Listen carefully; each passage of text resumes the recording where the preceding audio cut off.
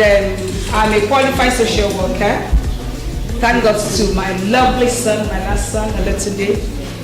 He's extraordinary, he's amazing. And I think my journey of life lies with him. And I thank God for having him as a son. If my story can impact on just one life, then it does worth it having him as a son. I don't care about the challenges, he's been rough, but I thank God today that I am still standing. And I thank God that the tide against all odds, the tide has turned in my favor. That I've met amazing people, distinguished ladies and gentlemen, our worship counselors, my amazing pastor who has been praying fire, fire, fire for me for this to be successful. I want everybody to clap your hands for me. And I appreciate you, my pastor. Thank you everybody. Thank you to my head. We went to pray.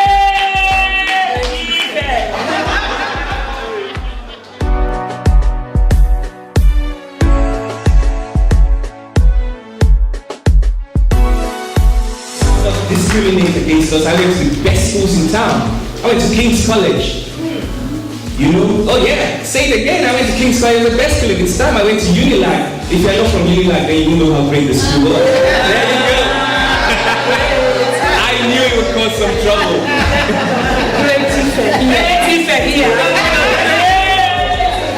Thank you. It's working. It's working. My friend who's sitting beside me went to Ife. Poor guy. He missed out on great education.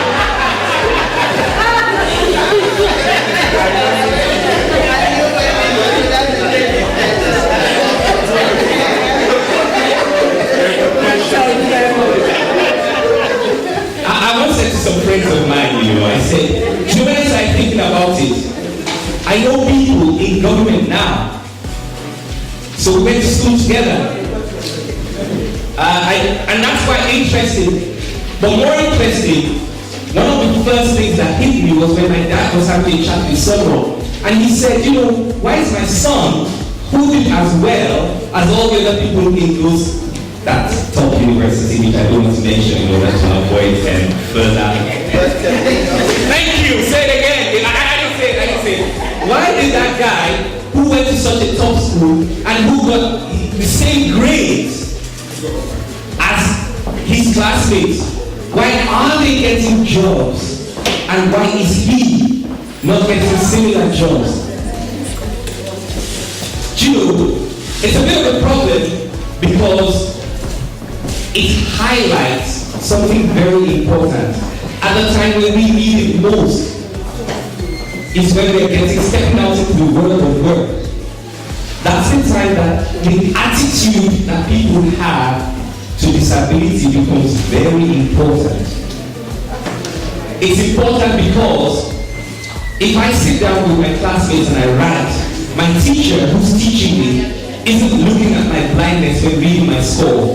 But if I sit in front of an employer and say, I'm good, my employer is looking at me and saying, am I sure he's as good as he said?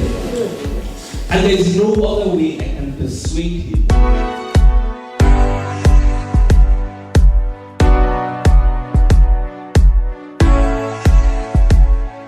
That endangers their health. Begging is illegal. But because of poverty, we find our people going all the way from Zimbabwe to South Africa to beg. That's the impact of disability on some of our people. She says she's helped by a relative, a 35-year-old relative, to find a way through this race, which implies that whatever she makes has to be shared among two people. Hence, because of disability, life tends to be more expensive for the disabled people because the daily takings have to be shared between two people. Honestly, a 35-year-old person cannot go to South Africa and just helping a relative move around when not getting anything. He says on a good day, she makes about 10 to 15 US. So she lives, her aim is to live from one day to another, which is also part of the definition of poverty. poverty definition includes those people who only live for the day. So she makes 10 US a day, she has made it for the day.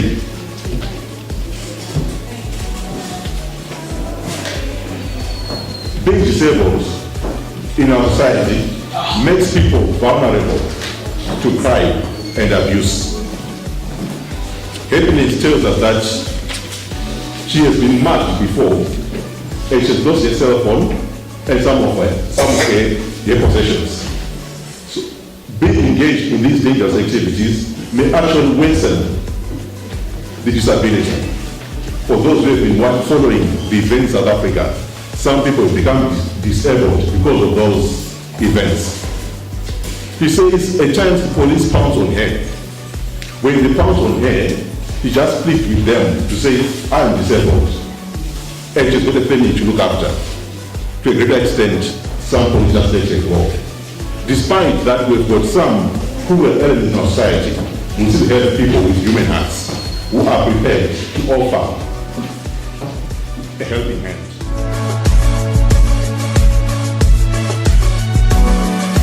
If you remember the Olympics, Paralympics, do you remember that? Yeah. I'm one of the persons who brought the Kenya team. Wow.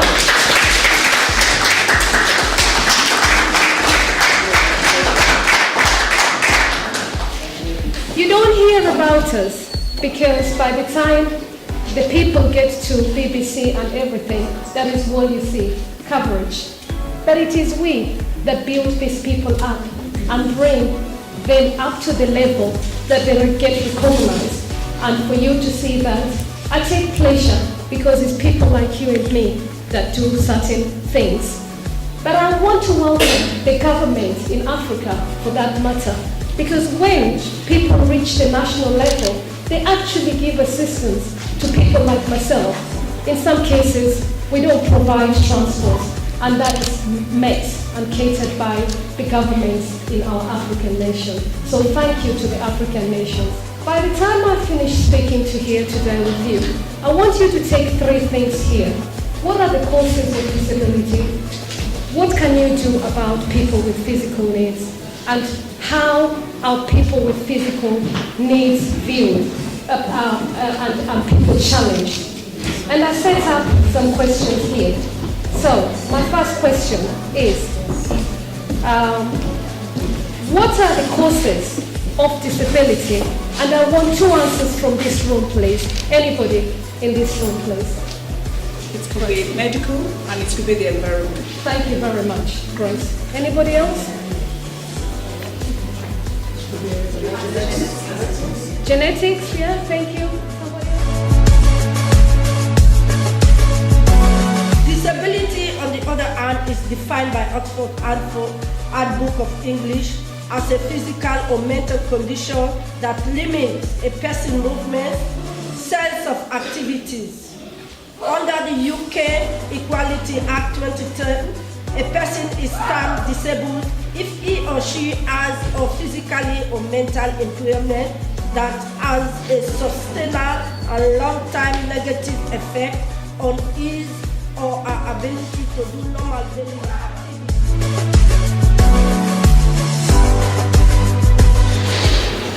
As we all know, disability and poverty is a complex word. They don't mix. It's complex on its own.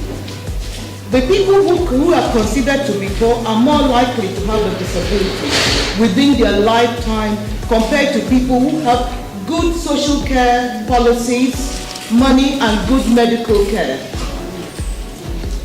We're talking UK, good social care policies.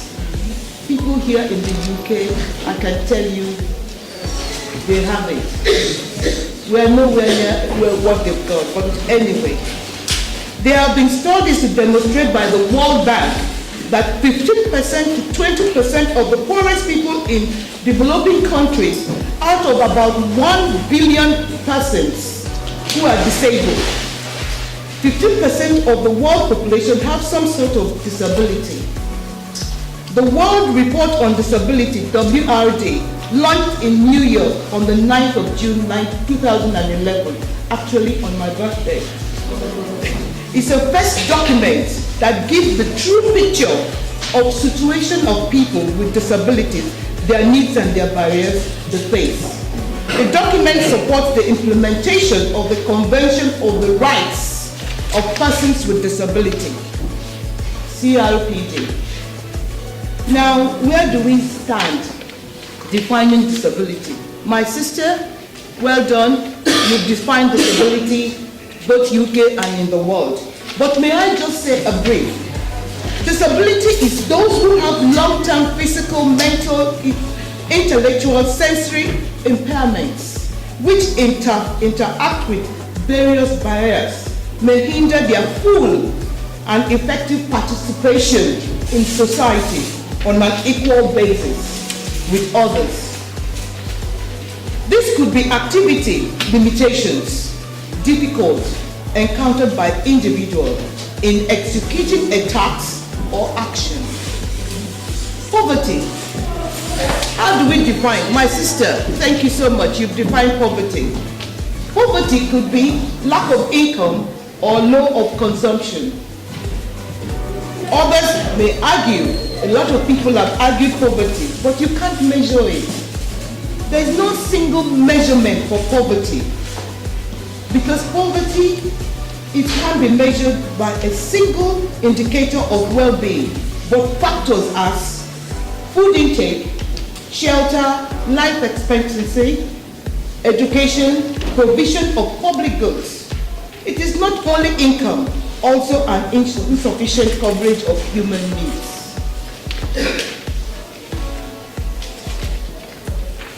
Poverty versus disability. Impact of poverty on the poor could result in disability. For example, poor living conditions, unsafe working environments, poor nutrition, lack of access to clean water, lack of basic healthcare and education. The rate of disability within the nations is notably high than more than developed countries. My focus here now is Nigeria.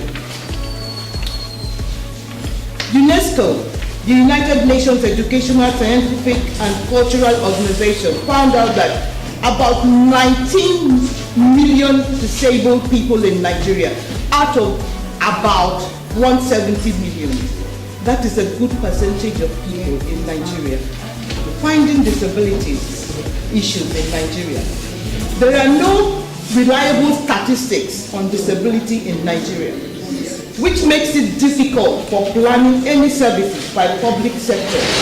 For example, the ministries have no clear, I am talking in the present day Nigeria, the ministries do not have any clear monitoring